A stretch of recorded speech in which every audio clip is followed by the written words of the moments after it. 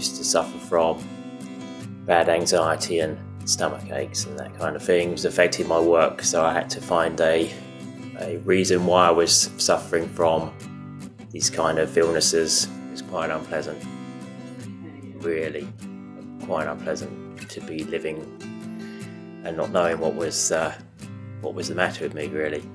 So I met a GP, and she wrote down the title of a book about a dog in the night, and I got the book and read it, and she'd said to me, when you've read the book, think about it and come back. And as soon as I read that book, I realised that that's what I had. I went to a diagnosis in 2007, and they confirmed that I had Asperger's syndrome. Once you have a diagnosis and you can work through different parts of life and understand why things have worked in the way they've been working, it does make it a lot easier to understand it. Before 2006, I didn't actually know what Asperger's syndrome was. My first job was with a railway company where I was a ticket inspector, and so I spent 5 years riding around on the train. I assumed that was what it would be, but I spent a lot of my time arguing with people who didn't want to pay fares, which was quite good fun.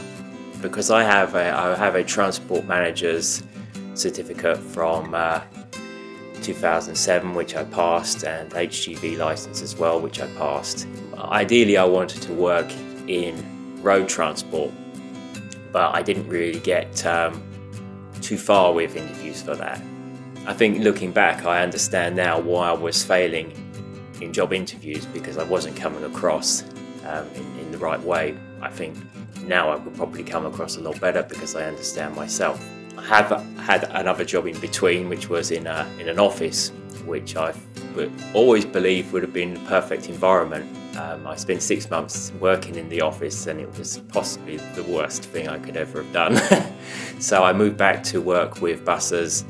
In many ways, I'm quite lucky with my work, because I'm very interested in transport and in buses and trains and that kind of thing. And I have to admit, I do really like timetables and buses, so it's quite good really to sit there and watch buses come in and out. And there's just the odd few people who come in and complain, which can be a bit of a trauma sometimes, but strangely I have a very good way of dealing with complaints. In fact, I often get complaints passed to me from other staff because they like the way in which I deal with complaints in a very matter-of-fact way, and often stumps the complainer, and then they go away happy even though they were unhappy.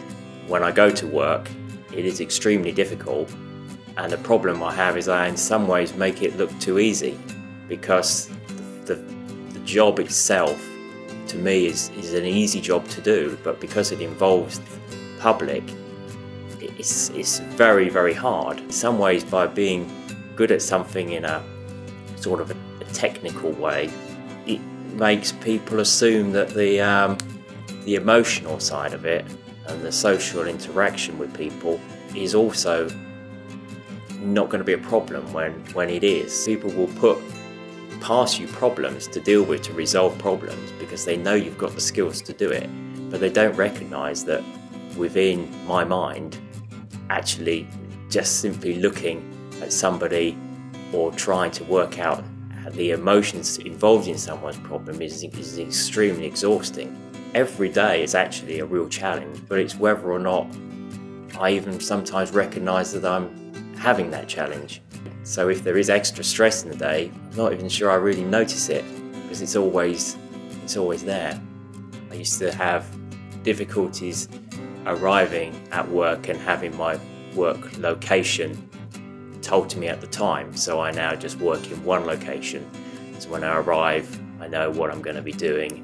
In fact, the role I have now is more difficult than it could have been, but the security of knowing what I'm going to be doing is a lot better. I've been very happy. I've been able to learn to drive, and I can afford to have a car, so I've been able to travel around a lot. I've been quite lucky to make some quite good friends who don't seem to mind me being like I am most of the time.